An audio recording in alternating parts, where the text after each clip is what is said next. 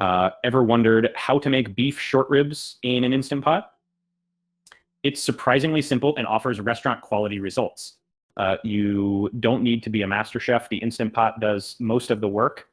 Um, let's tackle it step by step.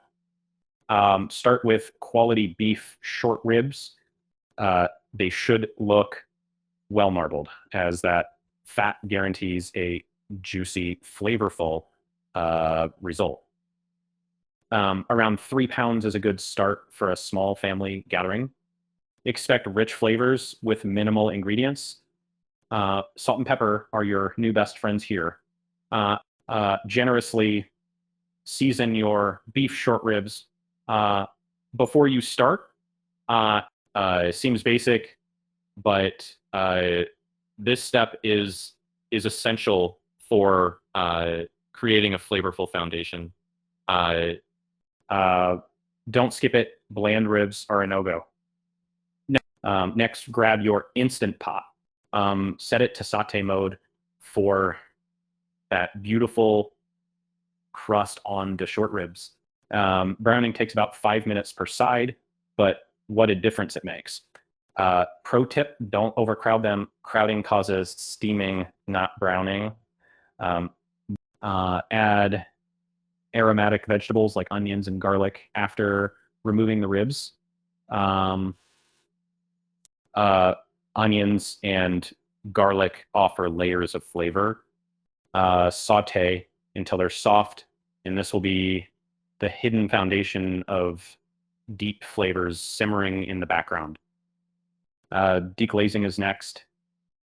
Use a splash of beef broth or red wine to scrape up those tasty brown bits stuck to the pot. They're kind of concentrated flavor bombs that are non-negotiable in enhancing your dish's depth. Introduce your short ribs back into the pot. Nestle them on top of your sauteed veggies. They should sit cozily without overlapping too much. Now, the Instant Pot magic happens, and you just need to prepare for braising.